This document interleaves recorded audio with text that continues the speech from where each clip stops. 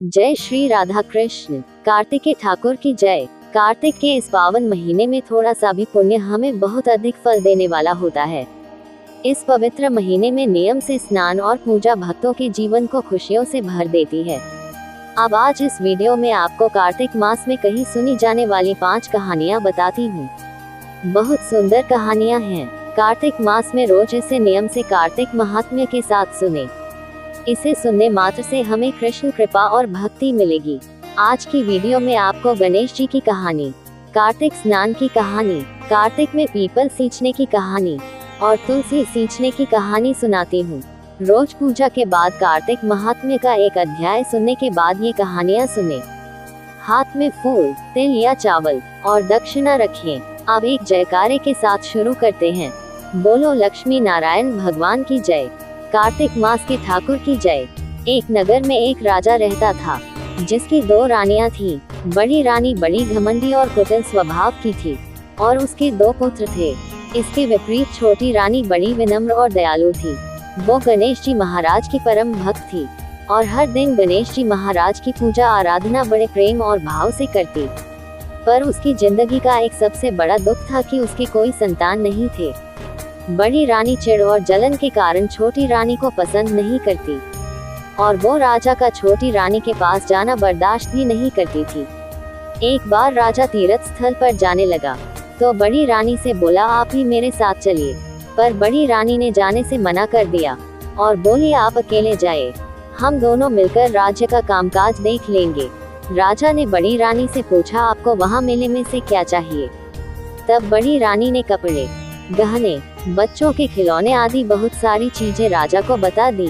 फिर यही बात राजा ने छोटी रानी से पूछी तो वो बोली कि मुझे कुछ नहीं चाहिए। राजा तीर्थ स्थल के लिए निकल गए। रास्ते में राजा सोचते जा रहे थे कि छोटी रानी अपने लिए कभी कुछ नहीं मांगती, तो क्यों ना उनके लिए वहां से गणेश भगवान की एक प्रतिमा ले आऊं।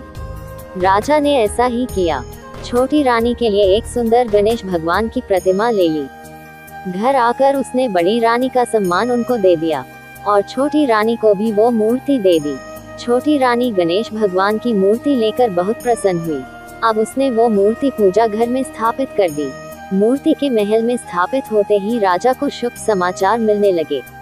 पड़ोसी देश से बहुत दिनों से जो लड़ाई चल रही थी उसमें राजा को विजय प्राप्त हो गई। राजा को समाचार मिला कि राज्य में पानी की समस्या भी समाप्त हो गई।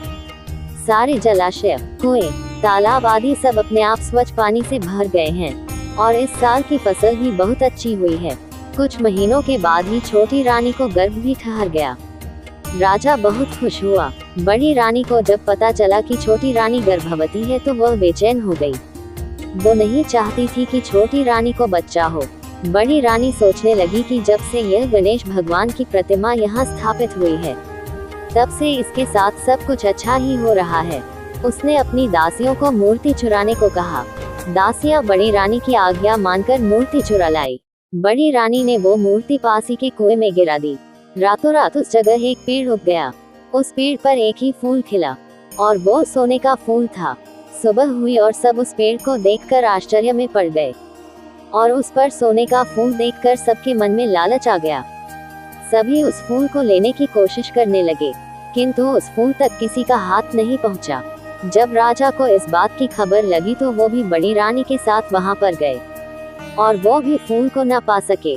फिर छोटी रानी को भी वहां बुलवाया गया। छोटी रानी आए और फूल के नीचे अपना आंचल फैला के खड़ी हो गई। तभी फूल पेड़ पर से अपने आप उनकी झोली में आकर गिर गया। झोली में फूल गिरते ही वो गणेश भगवान की प्रतिमा में बदल गया। राजा देखकर हैरान हुए और बोले, ये तो वही प्रतिमा है जो मैं तीर्थ यात्रा से लाया था। ये यहाँ कैसे आई? छोटी रानी बोली, मैं कुछ नहीं जानती, मैं तो कल से इस प्रतिमा को ढूंढ रही हूँ। तभी प्रतिमा में से आवाज आई कि जिसने भी यह काम किया है वो खुद ही सारी बात बता दे। पर बड़ी रानी डर और शर्म के कारण कुछ भी नहीं बोल सकी। तभी वहाँ कुएं के पानी में सबने वो दृश्य देखा जब बड़ी रानी दासियों को मूर्ति चुराने के लिए कह रही थी और दासी की मूर्ति लाने के बाद बड़ी रानी ने खुद उस मूर्ति को कुएं में फेंक दिया था। राजा को बहुत गुस्सा आया।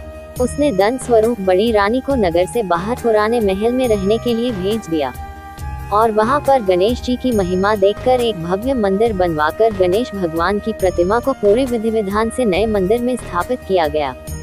9 महीने के बाद छोटी रानी को पुत्र हुआ। राजा ने घर घर में गणेश भगवान की पूजा का आदेश दिया। समस्त नगरवासी गणेश भगवान की पूजा करने लगे। गणेश भगवान के नित्य नियम निभाने से नगर में सुख समृद्धि का वास हो गया। हे गणेश जी महाराज, जैसे आपने छोटी रानी पर कृपा की वैसे ही अपने सभी भक्तों पर अपनी कृपा बनाए रखना। कहानी अधूरी हो तो पूरी करना, पूरी हो तो हमारा मान रखना। इस कहानी को कहते सुनते हुकारा भरते सबकी दुख दरिद्रता दूर करना। बोलो गणेश जी महाराज की जय।